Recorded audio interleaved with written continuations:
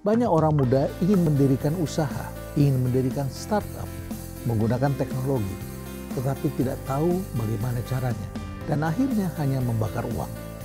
Saya ingin memberikan Anda beberapa tips yang barangkali bisa Anda gunakan untuk membangun startup menjadi besar. Yang pertama, cari masalah apa yang sedang menjadi beban bagi para pihak yang terlibat dalam kegiatan usaha. Apakah itu pengusaha, apakah itu petani, apakah itu produsen, ataukah itu konsumen. Yang kedua, kurangi atau atasi masalah yang dihadapi. Ciptakan alat, ciptakan platform, ciptakan teknologi, ciptakan sebuah model yang bagaimana Anda bisa memecahkan masalah itu. Yang ketiga, masalah itu haruslah memudahkan dan memurahkan. Kalau tidak memudahkan dan tidak memurahkan, Anda tidak menggunakan teknologi baru. Yang keempat, tingkatkan produktivitasnya.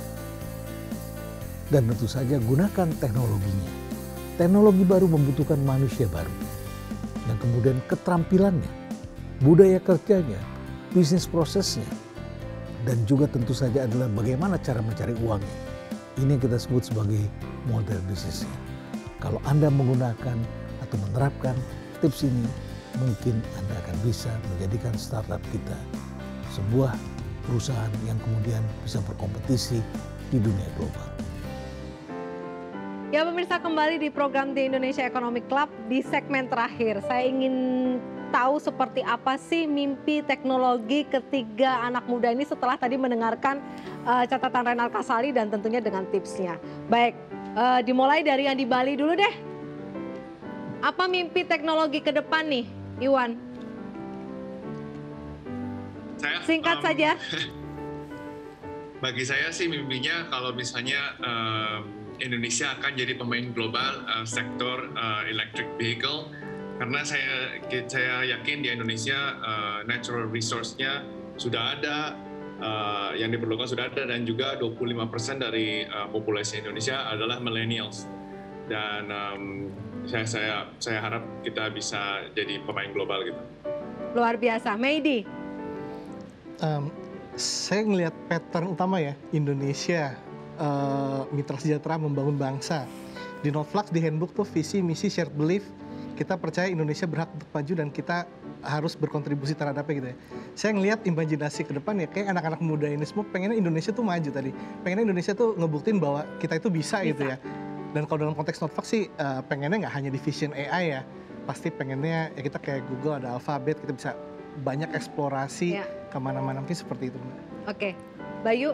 Ya, kalau saya sendiri bermimpi masalah kesejahteraan petani sih gitu. Jadi saya dengan misi kita mensejahterakan petani gitu. Jadi dan kita tahu sendiri kondisinya sekarang petani rata-rata usianya di atas 50 tahun gitu ya. Nah, makanya di sini ada teknologi. Sebenarnya teknologi ini juga mempunyai misi sosial. Jadi kami berharap dengan teknologi ini bisa menarik anak-anak muda gitu ya, petani-petani milenial untuk terjun ke dunia petani dan menciptakan bahwa pertanian itu tidak seperti yang dibayangkan orang itu berkotor-kotor, maksudnya harus ya becek-becek di lahan dan sebagainya. Tapi di situ juga bisa loh ada teknologi yang masuk gitu ya, sehingga anak-anak muda bisa tertarik petani dan kita tahu sendiri bahwa semua orang butuh pangan gitu kan. Luar biasa, Prof. Saya jadi ikut termotivasi dan lebih optimis lagi terhadap Indonesia. Indonesia bisa. Di gitu tangan ya? kaum muda. Di tangan kaum muda. Baik, Prof, kita akhiri segmen ini dan terima kasih kepada semua narasumber yang sudah hadir dan tentunya pemirsa yang sudah menyaksikan program di Indonesia Economic Club. Sampai jumpa pekan depan di jam yang sama pukul 21.00 waktu Indonesia Barat. Sampai jumpa.